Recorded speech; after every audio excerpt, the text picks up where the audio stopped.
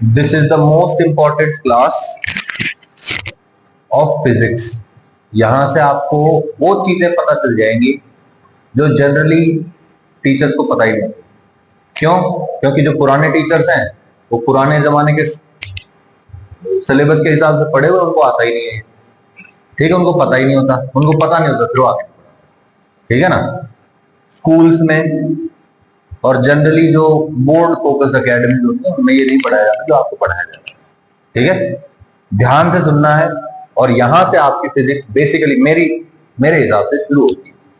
Question है बहुत ही simple.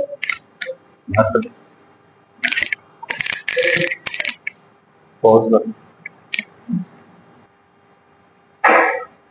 ठीक है, तो क्वेश्चन है भैया, एक आपको अरेंजमेंट दिया होता है।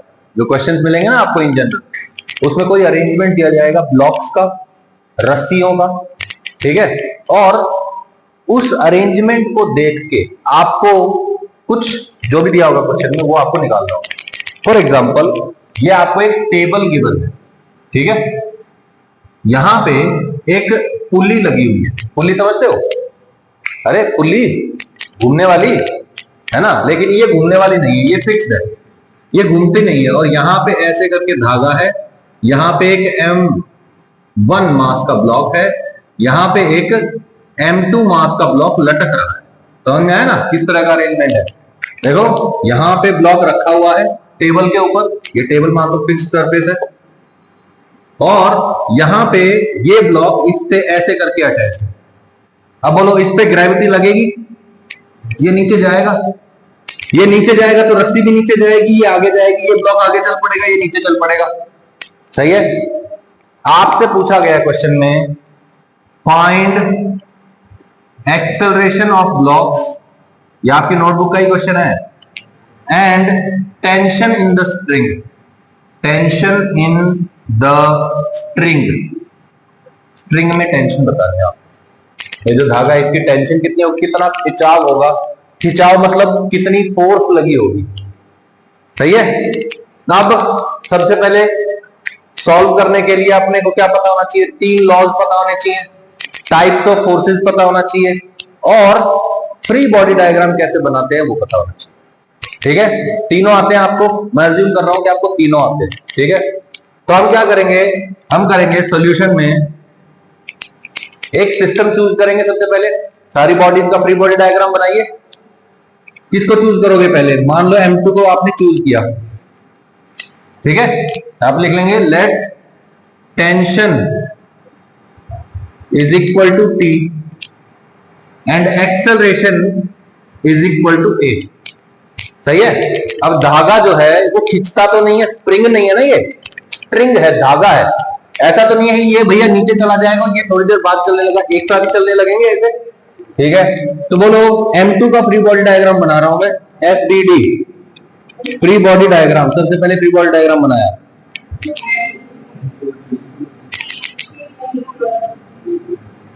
सही है।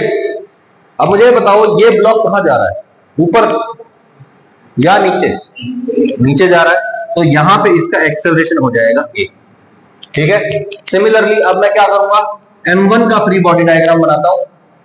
M1 का फ्री बॉडी डायग्राम मैंने बनाया, M1 नीचे, ऊपर, आगे। सही है ना? बस सर इस पे आगे लग रहा है, इस पे ऊपर लग रहा है, क्यों? रस्सी हमेशा क्या करती है? पुल करती है ना, अपनी खुद की तरफ खींचती है। तो इस ब्लॉक को रस्सी ऊपर खींचेगी, इस ब्लॉक को आगे खींचेगी। सही है ना? अपनी लेंथ के अलाउ खींचेगी। तो बोलो टेंशन इधर लग रही है, एक्सेलरेशन इधर होगा, कितना होगा? A। अब मैं लगा देता हूं सेकेंड लॉ ऑफ न्यूटन। क्या था भाई? Force is directly proportional to rate of change of momentum, या फिर force is equal to mass into acceleration, है ना? तो बोलो हम क्या लगाएंगे यहाँ पे, F is equal to ma। कौन सा फोर्स? Net force. कौन सा एक्सेलरेशन? Net acceleration. सही है। अगर मुझे x डायरेक्शन में निकालना तो x वाला लिखूंगा, y डायरेक्शन में निकालना होगा तो y। सही है। ओके, मुझे बताइए इस ब्लॉक पे, M2 ब्लॉक पे, फॉर M2 M2 के लिए एक्सेलरेशन कहां है? नीचे। ब्लॉक नीचे जा रहा है। नीचे क्यों जा रहा है भाई? क्योंकि नीचे वाली फोर्स ज्यादा है। नीचे वाली फोर्स ज्यादा है, ऊपर वाली कम है, तो नीचे वाली फोर्स माइनस ऊपर वाली फोर्स। सही है भाई, नीचे वाली फोर्स माइनस ऊपर वाली force is equal to net force. Net force is equal to mass into acceleration. किसका मास? मास है, और m2 का ही एक्सेलरेशन। पहली इक्वेशन बोल दो इसको, इक्वेशन नंबर 1 बोल दिया। आप बताइए, फॉर m1, मैं सिर्फ इस डायरेक्शन में बात करूंगा, इस डायरेक्शन में। बोलो इस डायरेक्शन में फोर्स क्या है? और इस डायरेक्शन में एक्सेलरेशन। तो बोलो force is equal to mass into acceleration. इसके ऊपर लगने वाला फोर्स, इसी का मास, इसी का एक्सेलरेशन। तो बोलो क्या आ जाएगा? T इज इक्वल टू, सही है। अब बोलो मेरे को क्या नहीं पता, क्वेश्चन में क्या पूछा था? एक्सेलरेशन यानी कि A बताना है, और टेंशन इन द स्प्रिंग यानी कि T बताना है। तो आपको T और A में दो इक्वेशन मिल गई हैं। दो इक्वेशन है, दो अननोन है, सॉल्व कर सकते हैं, जैसे 10th क्लास के सेकंड थर्ड चैप्टर में होता था, है ना, linear equation in two variables. बोलो यहां से T का वैल्यू कितना है? M1 है। T का वैल्यू उठाओ, यहां पुट कर दो, क्या आ जाएगा? M2G minus M1A is equal to M2। सही है। Putting value of T from equation 2 to equation 1, ये आ गया। अब M1A को इधर ले जाओ, क्या आएगा बताओ?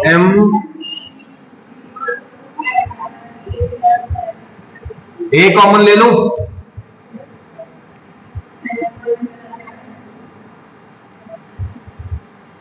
A is equal to M2G by M1 plus M2। दोनों साइड किससे डिवाइड कर रहा हूं भाई? M1 प्लस M2 से डिवाइड कर दिया मैंने दोनों साइड। या फिर ऐसा बोल दो, इसको उठा के इधर ले गया, बात एक ही है, ये कट जाएगा। बोलो A का वैल्यू क्या बना?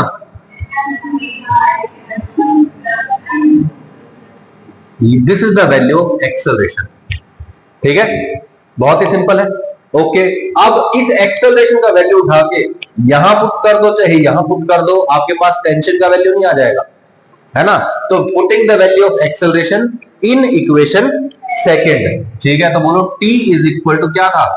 M1A, A की जगह क्या आ जाएगा? बोलो M2G divide bye M1 plus M2। सही है ना। टेंशन का वैल्यू भी आ गया आपके पास, और एक्सेलरेशन का वैल्यू भी आ गया, आंसर आ गया आपके पास। क्लियर है बात? बिल्कुल सिंपल है, कोई दिक्कत है इसमें? क्लियर है ना। ओके, अब सेकंड क्वेश्चन करते हैं। इसी टाइप का क्वेश्चन है। करना क्या है आपको? जो भी पूछा हुआ है उसको, उसकी वैल्यू अज्यूम कर लो। टेंशन पूछी है, T मान लिया। एक्सेलरेशन पूछा है, A मान लिया। फिर ब्लॉक्स का फ्री बॉडी डायग्राम बनाओ। Net force is equal to mass into acceleration लिखो। इक्वेशंस बनेंगे अलग अलग, सॉल्व करो, आंसर आएगा। हर बार यही होने वाला है, हर बार यही होगा। क्वेश्चन थोड़ा चेंज कर देते हैं। Question, find acceleration of blocks and tension in the string. Arrangement कैसा है? छत है, छत से एक पुल्ली लटकी हुई है, ठीक है, गोल गोल पुल्ली है। इधर एक ब्लॉक लटका हुआ है, मास M1। इधर एक ब्लॉक लटका हुआ है, मास M2। ठीक है। अच्छा, जो तुम्हारे नोटबुक में दे रखा है उसमें M2 का वैल्यू बड़ा दे रखा है, M1 का वैल्यू बड़ा दे रखा है? M1 given greater than M2 दे रखा है क्या? ठीक है, तो M1 is greater than M2, ऐसा क्वेश्चन में गिवन है। नहीं भी गिवन है तो आप अज्यूम भी करो M2 बड़ा है, M2 बड़ा है, हाँ कोई बात नहीं, तो ये ऐसे हो जाएगा। ठीक है, M1 is less than M2, M2 is greater than. ठीक है, अब क्वेश्चन दिख रहा है आपको। स्टैंडर्ड तरीका क्या है? पहले सिस्टम चूज करो, फ्री बॉडी डायग्राम बनाओ, इक्वेशन लिख दो। सही है। अब बताओ, ऐसा मान लो एक तराजू टाइप का कुछ है, दो वजन रखे हुए दोनों साइड में। जिस तरफ भारी वजन होगा वो नीचे जाता है, जिसमें हल्का होगा वो ऊपर जाएगा। सही है ना। बोलो इधर भारी कौन है? M2, तो M2 नीचे जाएगा, M1 ऊपर जाएगा। बोलो क्या ये रस्सी खींच सकती है? एक्सटेंडेबल है क्या? नहीं ना। मतलब जब ये नीचे जाएगा तुरंत उसी टाइम पे ये भी ऊपर जाएगा। ठीक है ना। तो ऐसा तो नहीं है कि थोड़ी देर बाद चलेगा, साइमल्टेनियस चलेगा, दोनों का एक्सेलरेशन क्या होगा? सेम।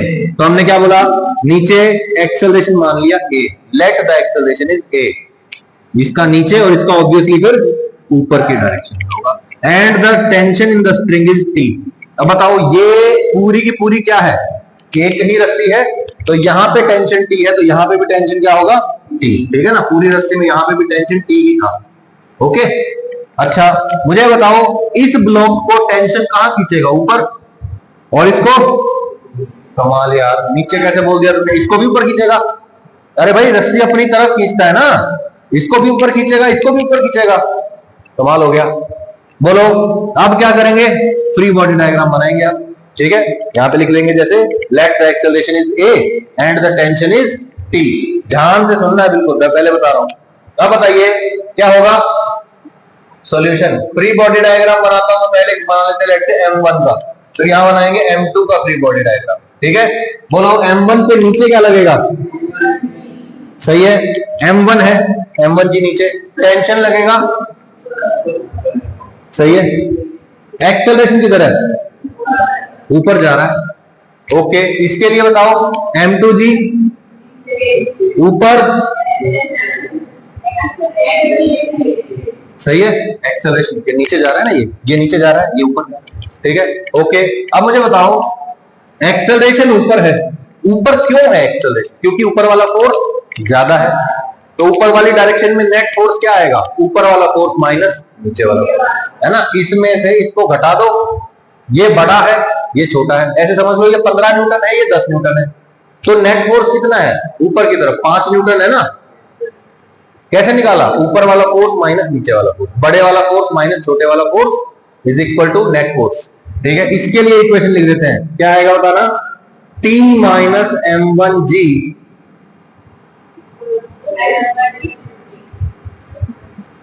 गलत लिखा है, बोलो भाई, ऊपर वाला फोर्स माइनस नीचे वाला force, net force is equal to mass into acceleration, गलत है क्या।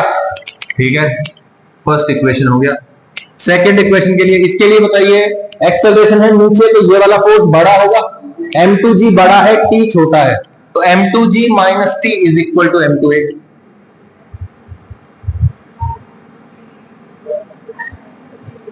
गलत बोला था, ये 2 बार लिखना, रख नोटबुक में कर जाना। अब देखो दो इक्वेशन है, टेंशन अननोन है, एक्सेलरेशन ये भी अननोन है, दो इक्वेशन दो वेरिएबल सॉल्व करना है।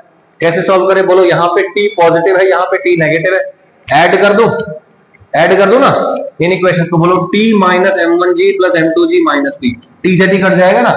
ठीक है, तो ऐड कर देता हूं दोनों इक्वेशंस को, क्या बनेगा, T और T कट जाएगा, यहां क्या है माइनस M1G प्लस M2G, तो M2G minus M1G is equal to M1A plus M2A, A common ले लूं, सही है, इसको उठा के इधर ले आओ, इधर G कॉमन ले लो, क्या आएगा M2 minus M1G divide by is equal to,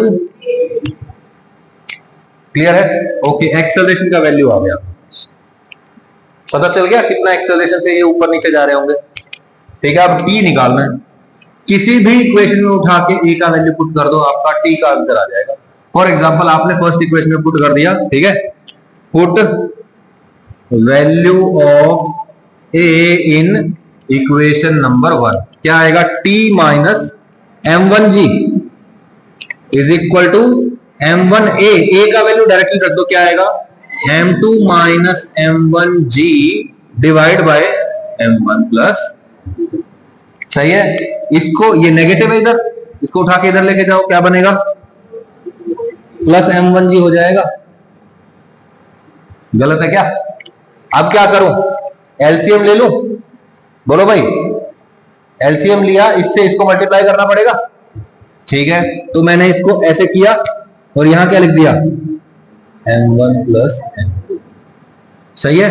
अब सॉल्व करते हैं, बोलो M1 M2G बन रहा है, T is equal to M1 M2G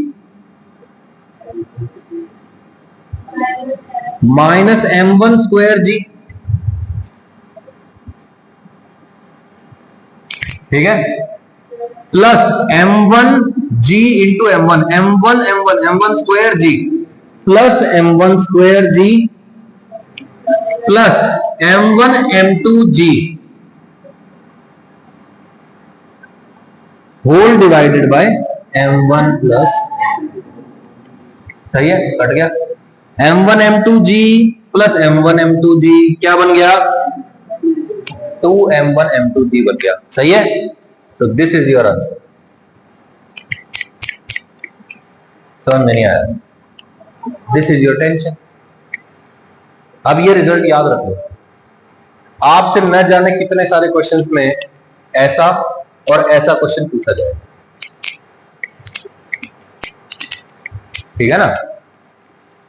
अब इसका शॉर्टकट भी है, तरीका समझ में आया। पहले ये तरीका जरूरी है, क्योंकि जब स्टैंडर्ड क्वेश्चन नहीं होगा, आधा टेढ़ा क्वेश्चन होगा कुछ, तब आपको इसी मेथड का इस्तेमाल करना है, ठीक है ना। सदाबहार मेथड ये है, इक्वेशन लिखो, सिस्टम चूज करो, फ्री बॉडी डायग्राम बनाओ, इक्वेशन लिखो, उनको सॉल्व करो, आंसर आए।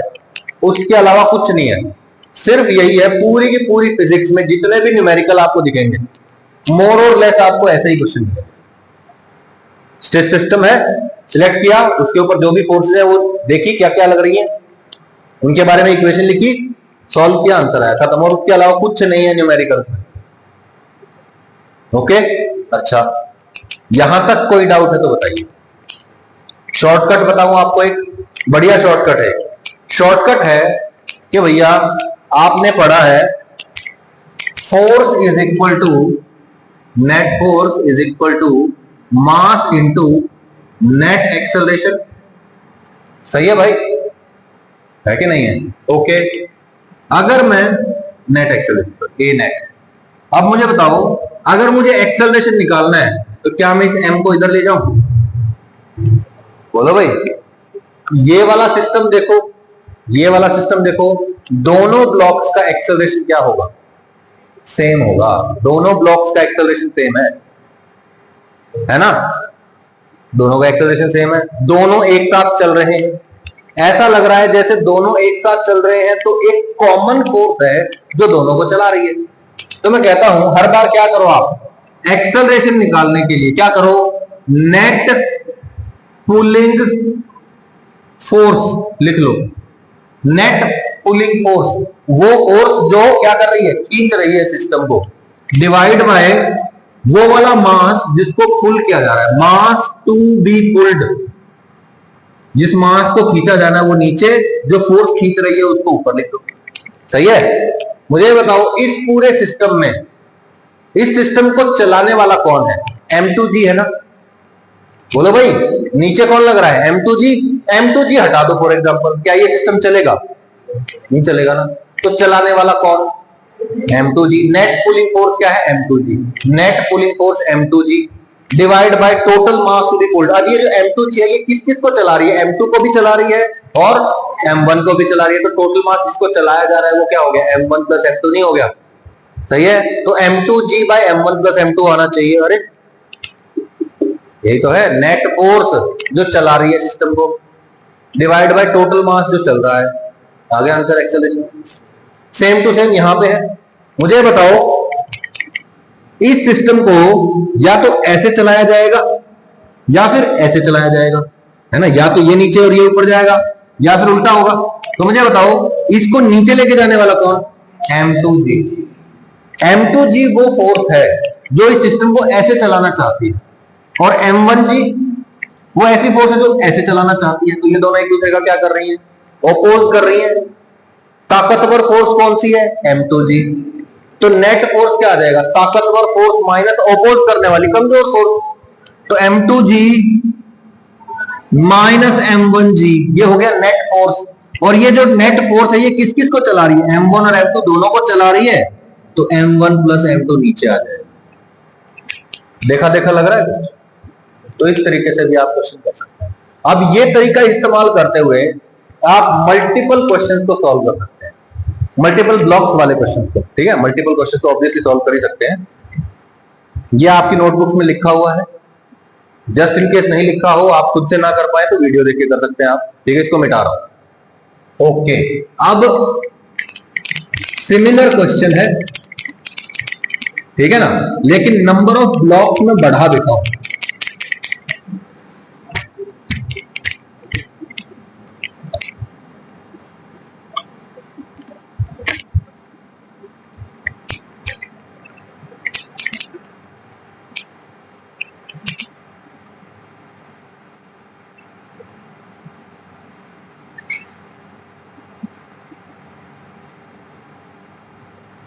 Find acceleration of the blocks and tensions in the strings।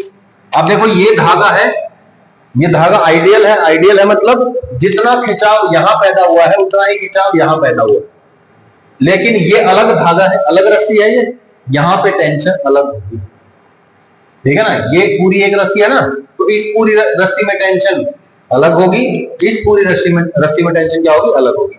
तो यहां पे टेंशन में मान लेता हूं T1 और इस रस्सी में टेंशन मान लेता हूं T2, टेंशन हो जाएगी, सही है। ओके, अब क्या करें, एक्सेलरेशन निकालने के लिए इक्वेशंस लिख सकता हूं मैं, हर एक का फ्री बॉडी डायग्राम बना सकता हूं मैं। क्या बनेगा, m2g माइनस T1। गिवन होगा क्वेश्चन में कि भैया जैसे m2 is greater than m3, ठीक है, नहीं दे रखा है तो आप अज्यूम कर लो कि मान लेते हैं कि m2 बड़ा है m3 छोटा है। अगर असल में उल्टा हुआ तो एक्सेलरेशन का वैल्यू नेगेटिव आ जाएगा, नेगेटिव आया मतलब जो हमने डायरेक्शन माना उससे उल्टी डायरेक्शन, ठीक है, तो कोई दिक्कत नहीं। अगर नहीं भी दे रखा है तो आप अपनी मर्जी से मान सकते हैं। इधर एक्सेलरेशन मान लिया मैंने a। अब ये तो पता है कि ये रस्सी खींच नहीं सकती, ये रस्सी भी खींच नहीं सकती, मतलब जितनी तेजी से ये जाएगा उतनी तेजी से ये जाएगा, उतनी तेजी से ये जाएगा। इसका एक्सेलरेशन ऊपर हो जाएगा a, इसका एक्सेलरेशन आगे हो जाएगा a, है ना। अब इक्वेशंस लिखते हैं, इक्वेशन डायरेक्टली यहीं पे लिख दो। इसके लिए बोलो फ्री बॉडी डायग्राम बनाते हैं, रेड पेन यूज कर रहा हूं इसलिए अलग से। देखो m2g नीचे, T1 ऊपर, बोलो एक्सेलरेशन नीचे है तो नीचे वाली फोर्स बड़ी है, ऊपर वाली छोटी है, तो नीचे वाली माइनस ऊपर वाली is equal to net force is equal to इसका मास इंटू इसका एक्सेलरेशन। तो पहली इक्वेशन लिख दो m2g माइनस T1, सही है भाई, क्लियर हो गई बात। ये हो गई इक्वेशन नंबर 1। यहां आ जाओ, इस रस्सी को, सॉरी ये जो रस्सी है ये इस ब्लॉक को आगे खींच रही है, ये वाली पीछे खींचेगी, है ना, अपनी तरफ खींचती है ना, पुलिंग होती है हमेशा, तो ये आगे खींच रहा है, ये पीछे खींच रहा है। बोलो T1 माइनस T2, आगे वाला फोर्स माइनस पीछे वाला फोर्स इज इक्वल टू इसका मास इंटू इसका एक्सेलरेशन, सही है। इसके लिए बताओ ऊपर T2 नीचे, सही है, बोलो T2 माइनस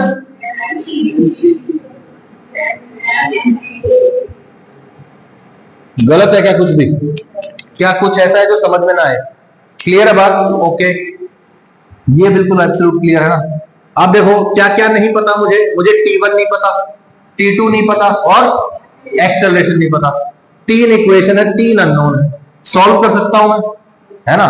3 इक्वेशन 3 अननोन कैसे सॉल्व करते हैं, यहां से जैसे T1 की वैल्यू निकाली, यहां पे पुट करी, है ना, T1 गायब हो जाएगा, एक्सेलरेशन आ जाएगा। T2 और एक्सेलरेशन में एक इक्वेशन है, यहां पे अगर T1 होता तो यहां पे भी T1 की वैल्यू सब्स्टिट्यूट करते थे, T2 और A में 2 इक्वेशन बनती, फिर से सब्स्टिट्यूशन करते T2 का, एक्सेलरेशन की वैल्यू आ जाती। जनरल मेथड ये होता है ना, जैसे हम क्या करते हैं, 2 इक्वेशन 2 वेरिएबल है, तो क्या करते हैं, पहले इक्वेशन से एक वेरिएबल का वैल्यू निकालो, दूसरे में पुट कर दो, एक ही वेरिएबल बचता है, सॉल्व कर लेते हैं। अगर 3 इक्वेशन 3 वेरिएबल है तो कैसे सॉल्व करेंगे, पहले इक्वेशन से x का वैल्यू निकाल लो, दूसरी और तीसरी में पुट कर दिया, x की जगह जो भी आना था। अब y और z में दो इक्वेशन बच गई। अब क्या करो, सेकंड इक्वेशन से y का वैल्यू निकालो, z मतलब सॉरी थर्ड इक्वेशन में पुट कर दो, सिर्फ z में इक्वेशन बचेगी, वहां से सॉल्व करेंगे, z का वैल्यू आ जाएगा, फिर वो वैल्यू सेकंड में पुट कर दो, y का वैल्यू आ जाएगा, फिर वो वैल्यू फर्स्ट में पुट कर दो, x का वैल्यू। तरीका पता चल गया ना, ठीक है। अब देखो 3 इक्वेशन है, अब मैं सॉल्व तो कर सकता हूं, ऐसा तो नहीं है कि सॉल्व नहीं कर सकता, सॉल्व कर सकता हूं, जितने अननोन होंगे उतनी इक्वेशन बननी चाहिए, सॉल्व कर सकता हूं, ओके। दूसरा मेथड क्या था, अभी जो बताया था, net pulling force divide by total mass to be pulled, ठीक है, शॉर्टकट। क्या होगा शॉर्टकट बोलो। इस सिस्टम को चलाने वाले कौन कौन है? एक तो भैया M2G है और एक M3G है। बड़ा कौन? इसके हिसाब से चलेगा। बोलो इसका अपोज करने वाला कौन है? ना, ये चाहता है कि ऐसे चले सिस्टम, ये चाहता है ऐसे चले, इसके हिसाब से चल रहा है। तो ये बड़ा है, ये छोटा है, दिस माइनस छोटा अपोजिंग फोर्स। ठीक है, ओके, क्या आएगा बताना? M2G माइनस, है ना, टोटल मास कितना चल रहा है इनके दम पे? M1 M2 और M3 तीनों चल रहे हैं। टोटल मास कितना चल रहा है? दिस इज द इजी है, शॉर्ट है, एक्यूरेट है, यही आंसर आएगा। चाहे सॉल्व कर सकते, समझ में नहीं आई बात? क्लियर बात?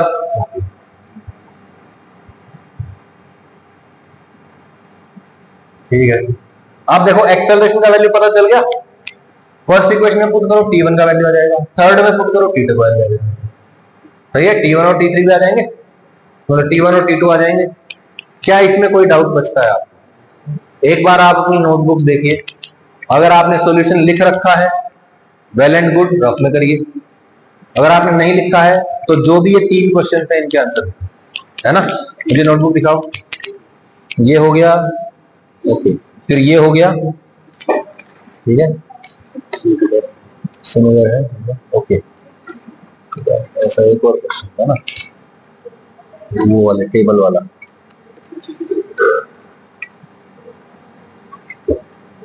देखो ये आगे चल के है, ये जो इधर वाला है ना, लास्ट वाला, ये आगे चल के आएगा। ठीक है, 3-4 पेज बाद T1 एंड T2 निकालना, आप तो T1 T2 भी आ जाएगा। ठीक है, ये वाला क्वेश्चन देखो भाई, जो पहला और दूसरा क्वेश्चन है, ये देखो, ये हो गया पहला क्वेश्चन। ठीक है, दिख गया ना अभी जो क्वेश्चन दिए थे उनके बाद यहाँ पे। ठीक है, उसके बाद ये छोड़ के देखो, ये सेकंड वाला क्वेश्चन ये हो गया। ठीक है, फिर कुछ पेजेस के बाद यहाँ पे ये थर्ड वाला, ठीक है ना, टेबल वाला। ओके, अब ये वाला क्वेश्चन भी दिखा देता हूं आपको करके, कर लेना, 1 मिनट रुक जाइए। ठीक है, तरीका पता चल गया ना आपको? ये तरीका बहुत जरूरी है भाई। फ्री बॉडी डायग्राम बनाओ, इक्वेशन लिखो, आंसर निकालो, बस, इसके आगे कुछ नहीं है। थोड़ा सा क्वेश्चन में चेंज कर देते हैं। यहाँ पे क्या हुआ है, M2 के साथ ना इधर M3 अटैच्ड है ना एक क्वेश्चन। अब क्या करेंगे? कोई बात नहीं, यहाँ पे जो टेंशन है वो T1 मान लेते, क्योंकि ये पूरा का पूरा एक ही रस्सी है, तो यहाँ पे टेंशन हो जाएगा T1, और यहाँ पे टेंशन में बोल देता हूं T2। अब tension is always pulling in nature, जिससे जुड़ा होगा उसको खींचेगा अपनी तरफ। तो बोलो ये जो T2 वाली है रस्सी, ये इसको तो नीचे खींचेगी, इसको ऊपर खींचेगी, ये रस्सी इसको ऊपर खींचेगी, ये रस्सी इसको ऊपर खींचेगी, है ना, क्योंकि रस्सी में जब खिंचाव पैदा होता है तो वो अपनी तरफ खींचती है। ठीक है ना, जैसे मेरे हाथ जो है रस्सी का काम कर रहे हैं, मैं इधर से कुछ खींच रहा हूं, इधर से कुछ खींच रहा हूं, तो क्या कर रहे हैं? ऐसे खींच रहा हूं ना, इधर जो चीज अटैच है उसको अपनी तरफ खींच रहा हूं, इधर वाली चीज को भी अपनी तरफ खींच रहा हूं। तो ऐसा ही रस्सी करती है, 2 एंड्स पे बंधी हुई है, तो इधर वाले ऑब्जेक्ट को अपनी तरफ खींचेगी, इधर वाले को भी अपनी तरफ खींचेगी। याद रहेगी ये बात? अब करना क्या है अपने को? वही घिसी पिटी चीज, क्या? सिस्टम मानो, इक्वेशन लिखो, सॉल्व करो, आंसर आए। इसका फ्री बॉडी डायग्राम बनाओ, क्या आएगा? T1 minus M1G is equal to M1A। इसके लिए M2G प्लस T2, क्योंकि नीचे T2 खींच रहा है ना इसको, T2 plus M2G minus T1 is equal to M2A। इसके लिए M3G minus T2 is equal to M3A। आ गया, 3 इक्वेशन आ गई, 3 इक्वेशन, 3 अननोन, क्या क्या? Acceleration T1 T2। सही है, सदाबहार मेथड लगाओगे, क्या करोगे?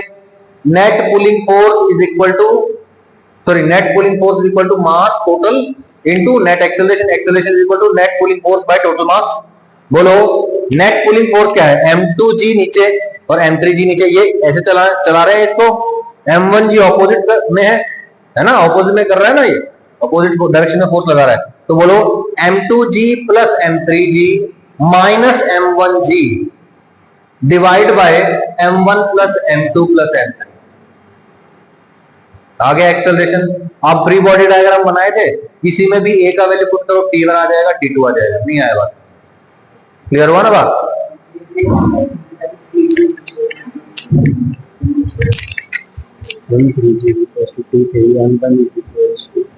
अच्छा ठीक है, ठीक है। इस केस में क्या था देखो, क्वेश्चन में फेरबदल कर दिया तो क्या होगा। अब यहां क्या है, M2G और M3G ये दोनों M1 पे भारी पड़ रहे हैं।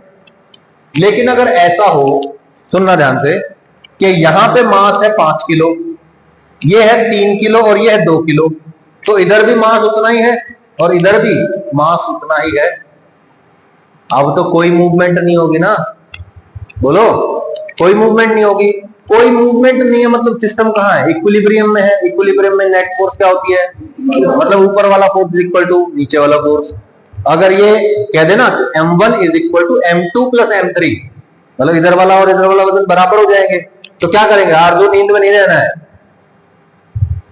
बोलो, यहां क्या होगा, M3G नीचे, एक्सेलरेशन तो है नहीं, M3G is equal to T2, क्योंकि इस पे क्या लग रहा है, M3G नीचे लग रहा है, T2 ऊपर लग रहा है, नेट फोर्स बराबर है,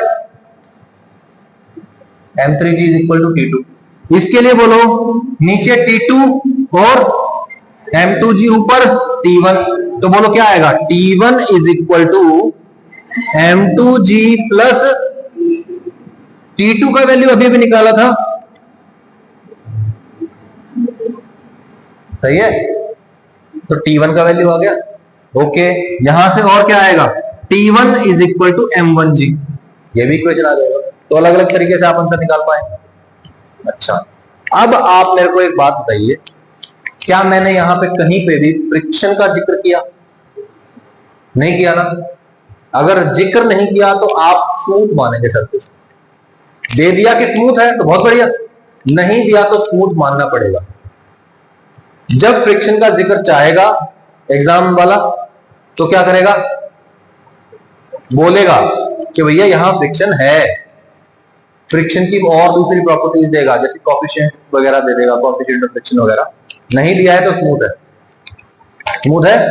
यहां पे कोई भी फ्रिक्शन था नहीं। क्या पुल्ली पे कोई फ्रिक्शन था? नहीं, पुल्ली पे भी फ्रिक्शन का कोई जिक्र नहीं है। तो अगर पुल्ली पे फ्रिक्शन का जिक्र नहीं है, तो जब ये रस्सी इधर से इधर जा रही होगी ना, ये नीचे जा रहा है फॉर एग्जांपल, तो ये जो पुल्ली है ये घूमेगी नहीं, घूमती नहीं है, ये रस्सी इसके ऊपर से फिसलते हुए जाती है।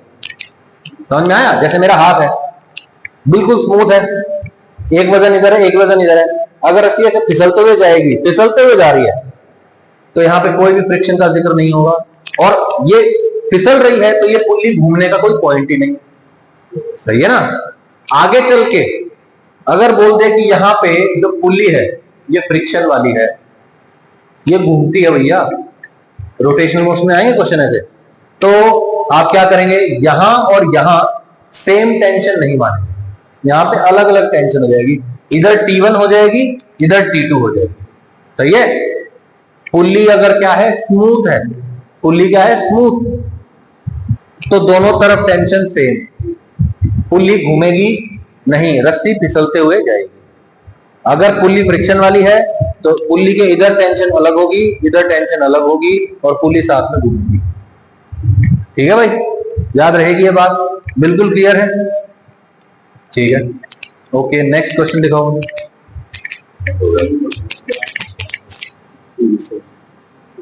हाँ, इसमें एक्सेलरेशन वाला है, इसमें क्या था, इसमें ब्लॉक्स आर एट रेस्ट, मतलब नेट फोर्स क्या रहेगी, बराबर। देखो भाई, सेकंड क्वेश्चन जो है इसमें क्या है, blocks are at rest, rest पे है ब्लॉक्स, ठीक है, तो क्या करेंगे, फोर्सेस को इक्वलाइज कर देंगे।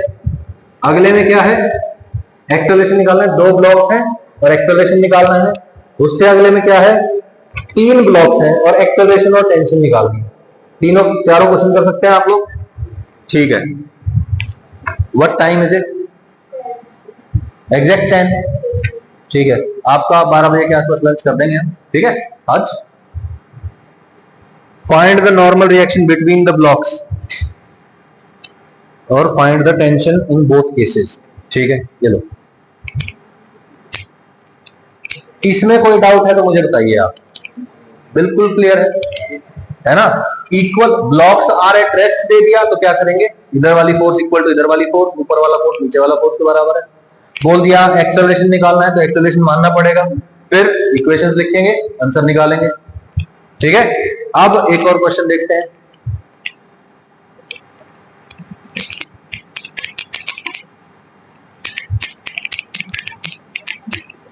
अगला ही क्वेश्चन है वो।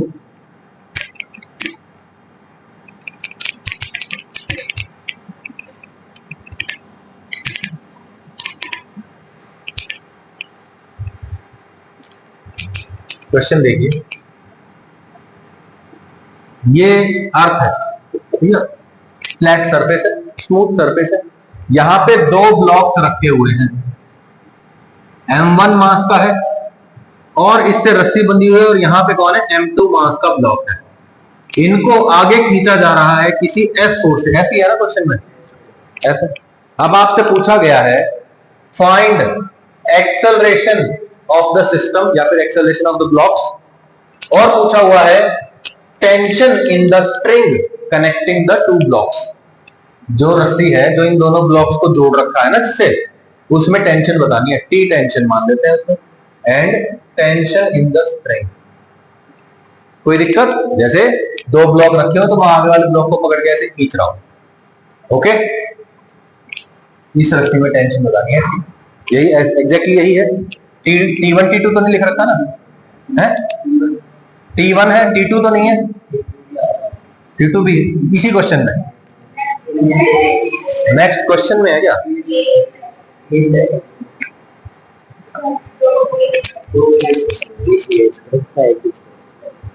अच्छा ठीक, कोई बात नहीं, एक केस करेंगे दूसरा अपने आप ही हो जाएगा, कोई बात नहीं, ठीक है।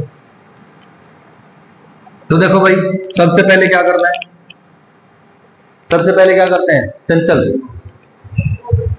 पहले सिस्टम मानेंगे, फिर फ्री बॉडी डायग्राम। क्या करेंगे दीपिका, पहले सिस्टम मानेंगे, फिर ठीक है, फिर इक्वेशन लिखेंगे, आंसर निकालेंगे। अब देखो कोई फ्रिक्शन नहीं है, कोई अपोज करने वाला नहीं है, कोई टेंशन नहीं है, ये ब्लॉक को आगे खींचा जा रहा है, ठीक है, केस वन है ये राइट साइड में खींचा जा रहा है ना, केस वन राइट साइड में खींचा जा रहा है, ठीक है भाई। अब मैं कहता हूं the tension is T, tension is always pulling in nature, जिससे जुड़ा हुआ उसको अपनी तरफ खींचेगा, मतलब इस ब्लॉक को ये रस्सी आगे खींचेगी और इस ब्लॉक को ये रस्सी पीछे खींचेगी, सही है। क्यों ना मैं फ्री बॉडी डायग्राम बना देता हूं M1 का। एक्सेलरेशन हमने मान लिया, let the acceleration is A, let the tension is T। M1 का एक्सेलरेशन आगे हो जाएगा A, और आगे की तरफ टेंशन क्या लग रहा है T, नीचे क्या लग रहा है M1G, और ऊपर नॉर्मल रिएक्शन लग रहा है N1। मुझे कौन सी डायरेक्शन से मतलब है, वर्टिकल या हॉरिजॉन्टल, क्योंकि मुझे हॉरिजॉन्टल डायरेक्शन में एक्सेलरेशन निकालना है। क्या डिस्कशन है, मैं बात कर रहा हूं, बोलो भाई। इस डायरेक्शन का net force is equal to mass into इधर का एक्सेलरेशन। इधर फोर्स कितना है रिद्धि, इधर फोर्स कितना है T, इज इक्वल टू क्या लिख दो अब, M1G M1A, ठीक है भाई। किसी को समस्या इस बात में, भाई इधर की फोर्स T1 है, इधर का एक्सेलरेशन A है, तो net force equal to mass into acceleration हो गया, ओके। अब मैं M2 का फ्री बॉडी डायग्राम बना देता हूं। इधर क्या लग रहा है, इधर इधर इधर, सही है, बोलो। इस डायरेक्शन में एक्सेलरेशन है, मतलब यही है आगे वाला फोर्स, और ये कमजोर वाला फोर्स, बड़ा फोर्स छोटा फोर्स। क्या लिखूं अमन,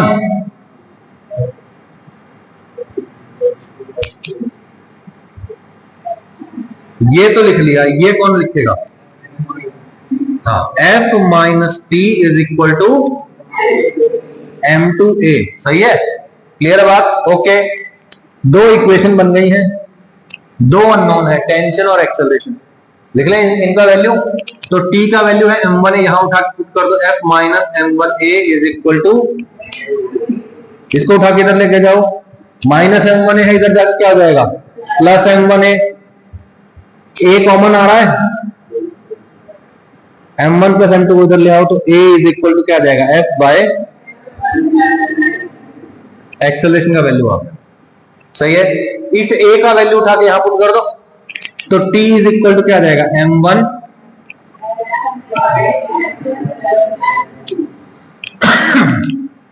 कोई दिक्कत, सिंपल। एक मुझे बात बताओ, अगर मैं इस ब्लॉक को इधर खींचने के बजाय इस वाले ब्लॉक को पकड़ के ऐसे इधर खींचता तो क्या होता? क्या रस्सी में टेंशन सेम होती? कॉमन सेंस तो कह रहा हूं, वही तो चाहिए सर। देखो भाई, उतनी ही फोर्स है, वही दोनों ब्लॉक्स हैं, टेंशन सेम होनी चाहिए, लेकिन ऐसा नहीं होता है। आप ऐसे समझिए कि जब फोर्स लग रहा है F, इसको कितना कितना मास खींचना पड़ रहा है? m1 प्लस m2 मास खींचना पड़ रहा है इसको, है ना। लेकिन यहां पे जो टेंशन है इसको कौन खींचना पड़ रहा है? m1। जब मैं इधर खींचूंगा तो इस टेंशन को कौन खींचना पड़ेगा? m2 खींचना पड़ेगा। तो एक केस में हल्का मास खींच रहा है, एक केस में भारी मास को खींच रहा है रस्सी, तो अलग अलग टेंशन होगा। ठीक है, ओके। तो इसलिए हमने केस 2 स्टडी किया। क्या हुआ इस केस में? m1, ये रस्सी m2, इधर लगा फोर्स F। इस केस में यहां पे टेंशन मान लिया T2, ठीक है, यहां पे T1 मान लिया था। ओके, अब बताओ, बोलो क्या लिखना है? इधर इधर सॉरी, बोलो एक्सेलरेशन इधर होगा A। इसके लिए डायरेक्टली लिख दूं, फ्री बॉडी डायग्राम बना दिया, देखा जाएगा इसका क्या आएगा? T2 इज इक्वल टू, सही है। इसके लिए बताओ F minus T2 is equal to M1A। F minus T2 is equal to, T2 क्या है? M2A, उठा के पुट कर दो, F minus M2A is equal to M1A। इसको उठा के इधर ले जाओ, प्लस हो जाएगा, हो गया प्लस, A कॉमन ले लो, F by M1 plus M2, A is equal to F by M1 plus M2। देखो एक्सेलरेशन तो सेम आया दोनों केसेस में, है ना, लेकिन टेंशन देखते हैं। यहां पे A का वैल्यू उठा के पुट करो, T2 is equal to M2, A का value F by M1 plus M2। ठीक है, अलग है कि सेम? अलग है ना। यहाँ पे M1F है, यहाँ पे M2। क्लियर है बात? ओके। एक नई चीज बताओ, सबसे पहला स्टेप क्या होता है? Choose an appropriate system. पहले सिलेक्ट करो। मैं कहता हूं कि इस पूरे को ही सिस्टम मान लो तो कैसा रहेगा? ये पूरा ही सिस्टम है मेरे पास, है ना। इस पूरे सिस्टम का मास कितना है? M1 प्लस M2, है ना, पूरा। और ये जो टेंशन है, ये तो एक इंटरनल फोर्स हो गया, है ना। मान लीजिए जैसे मैं इस ब्लॉक की बात कर रहा हूं फॉर एग्जाम्पल, है ना, हो सकता है इस M1 ब्लॉक के अंदर 2-3 ब्लॉक्स का कॉम्बिनेशन हो, पॉसिबल है। लेकिन मुझे क्या इनके इंटरनल फोर्स से मतलब है? नहीं। मान लो कि ये एक सिंगल ब्लॉक है भी, तो इसके अंदर जो मॉलिक्यूल्स है उनकी भी कुछ फोर्स ऑफ इंटरेक्शन होगी। केमिकल बॉन्डिंग से कोई कोवेलेंट बॉन्ड होगा, कोई आयनिक बॉन्ड होगा, 100 तरह के बॉन्ड होंगे। वहां की फोर्स मैंने कंसिडर की क्या? क्या हमें कंसिडर करने की जरूरत है? अगर मैं अमन को पकड़ के ऐसे खींच रहा हूं तो क्या मुझे इस बात से मतलब है कि उसकी बॉडी का टेम्परेचर क्या है? उसकी बॉडी में हड्डियों के बीच में जो जोड़ों की जो स्ट्रेंथ है, उससे कोई मतलब है क्या मेरे को? मुझे सिस्टम की इंटरनल प्रॉब्लम से कोई मतलब ही नहीं है। मैं पूरे सिस्टम को खींच रहा हूं, मुझे तो सिस्टम का मास और सिस्टम के एक्सेलरेशन से मतलब है, और वो उतना ही है जितना पहले था, है ना। ठीक है, अब देखो मैंने क्या किया, यहां पे पूरा सिस्टम मान लिया, पूरा सिस्टम मान लिया मैंने। पूरे सिस्टम का मास है M1 प्लस M2। एक ही ब्लॉक मैंने मान लिया M1 प्लस M2 वाला। आगे फोर्स लग रहा है F, एक्सेलरेशन है A, है ना भाई, दोनों का एक्सेलरेशन सेम है। तो मैं कहता हूं पूरे सिस्टम का एक्सेलरेशन ही A है। तो बोलो force is equal to mass into acceleration. Force बोलो F, मास बोलो एक्सेलरेशन A का वैल्यू डायरेक्टली आ गया। तो ऐसे भी मैं क्वेश्चन को कर सकता हूं। एक्सेलरेशन पहले से ही पता चल गया। अब इंडिविजुअल मान लो, फ्री बॉडी डायग्राम लिखो, वहां पे एक लिखने की जरूरत ही नहीं, एक का सीधा वैल्यू रख दो F by M one plus M. तरीका समझ में आया कुछ कुछ? अब जैसे 2024 में एक क्वेश्चन आया था नीट में, अभी पिछले साल, उसमें क्या था, ये क्वेश्चन है ना, ये क्वेश्चन सेम टू सेम था, बस M1 और M2 की वैल्यू दे रखी है, ठीक है। एक 3 kg था, एक 7 kg था, पूछ रहा था रस्सी में टेंशन कितनी है बस। और ज्यादा मुश्किल करेगा तो क्या बोल रहा है, एक बार ऑब्जेक्ट को राइट साइड खींचा गया है, एक बार इंस्टीट्यूट को लेफ्ट साइड खींचा गया है, find the ratio of tension T1 by T2 बताना है ना। M1F by M1 plus M2 divide by M2F by M1 plus M2, M1 M2 cut जाएगा, M1 by M2 का रेशियो आ जाएगा। समझ नहीं आया? क्लियर हुई बात? सिंपल है ना। ओके, और क्या क्वेश्चन पूछा जा सकता है, यहां पे रस्सी बांधने की बजाय दो ऑब्जेक्ट्स को कांटेक्ट में भी रख सकता है।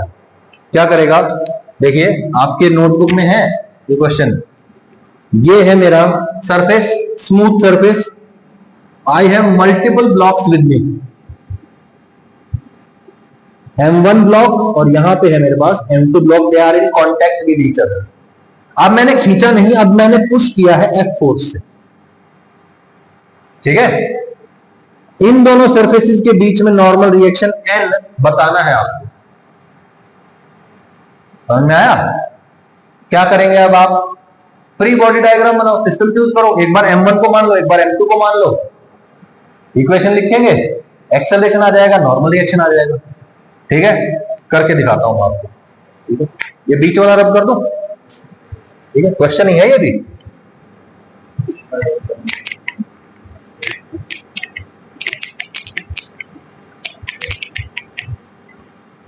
तो आइए फ्री बॉडी डायग्राम बनाते हैं।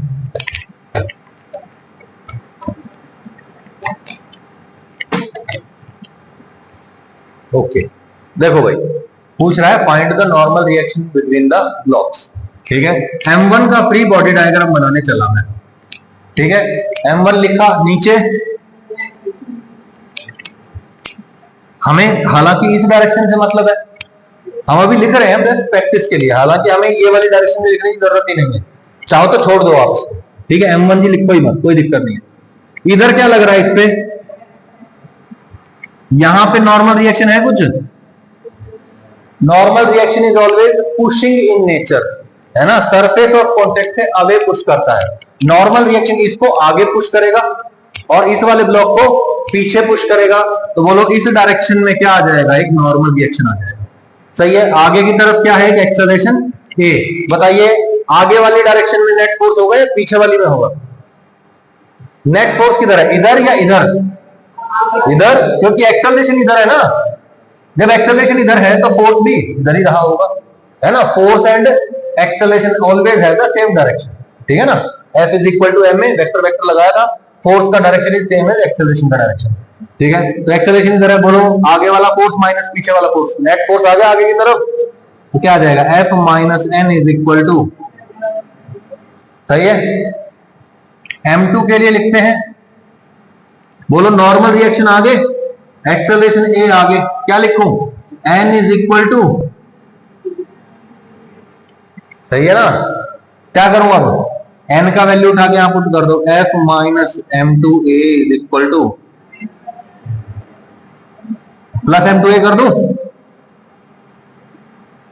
A कॉमन ले लो, A is equal to F by M1 plus M2 आया। अब A का वैल्यू उठा के यहां पुट कर दो, यहां पुट कर दो, बात वही है, M2F bye M1 plus M2 आ जाएगा। तो सर ये तो कुछ कुछ देखा देखा लग रहा है, हाँ सेम है। वहां पे क्या था, रस्सी लगी हुई थी, यहाँ पे बस नॉर्मल रिएक्शन लग रहा है।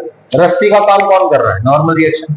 ब्लॉक को इधर पुश कर रहा हूं और ब्लॉक को इधर पुश कर रहा हूं, क्या दोनों केसेस में नॉर्मल रिएक्शन सेम होगा? नहीं होगा। क्या दोनों केसेस में यहां आगे खींचने और पीछे खींचने में टेंशन जो आ रही थी, क्या वो सेम आ रही थी क्या? तो क्या यहां पे नॉर्मल रिएक्शन सेम आएगी? नहीं आएगी, ठीक है। क्लियर हो गई बात? ओके, इसी क्वेश्चन को और मुश्किल बना देते हैं।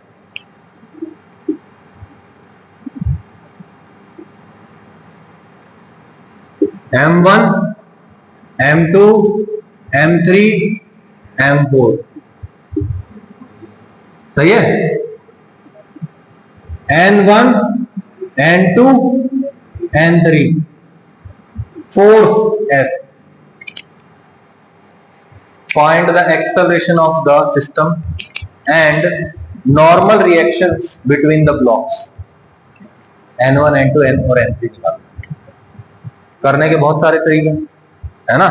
क्या करेंगे बोलो। ये नॉर्मल रिएक्शन इसको आगे पुश कर रही है, इसको पीछे पुश कर रही है। N3 is equal to M4A। ये वाला नॉर्मल रिएक्शन इसको आगे पुश कर रहा है, तो N2 आगे और N3 पीछे पुश कर रहा है, तो N2 minus N3 is equal to M3A। N1 minus N2 is equal to M2A। F minus N1 is equal to M1A। सही है। या फिर मैं क्या कर सकता हूं, इस पूरे को सिस्टम मान लो, पूरे को सिस्टम मान लिया, पूरे का एक्सेलरेशन N1, N2, N3 क्या बन गए हैं, इंटरनल फोर्स। इंटरनल फोर्स है, इंटरनल फोर्स से कोई लेना देना नहीं है, तो बोलो टोटल फोर्स आगे की तरफ F is equal to mass into acceleration. Mass कितना है,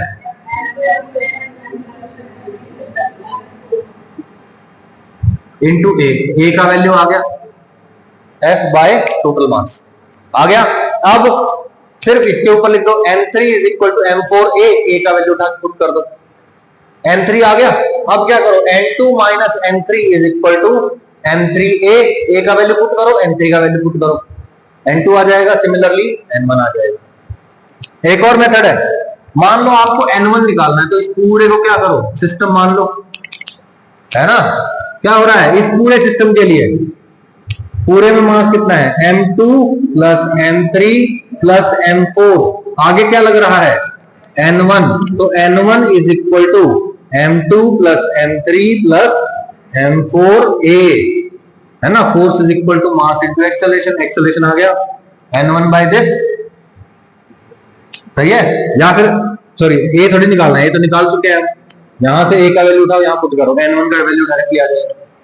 समझ में नहीं आया, बोलो भाई, बल्ले पड़ा कुछ। आप जितने भी क्वेश्चन कर सकते हो करो फेयर नोटबुक में, ठीक है। तरीका समझ में आ गया। System, free body diagram, equation, solve, और कुछ नहीं है। पूरी फिजिक्स में जो क्वेश्चन आएंगे, मैकेनिक्स में रोटेशनल मोशन के बिल्कुल एंड तक यही क्वेश्चन आएंगे, छोटी मोटी कंडीशन ऐड होती चली जाएंगी। यहाँ पे फोर्स है F, एक्सटर्नल फोर्स, टेंशन आ गया, नॉर्मल रिएक्शन आ गया, आगे चल के फ्रिक्शन फोर्स आ जाएगा, ठीक है। और एक आधी छोटी मोटी कोई फोर्स बनेगी, बन जाएगी, सही है। जैसे ऑब्जेक्ट घूम रहा है, तो घुमाने के लिए जो फोर्स लगती है वो आ जाएगी, ठीक है। अच्छा, घूमते टाइम एक्सेलरेशन होगा, एक नया एक्सेलरेशन आ जाएगा।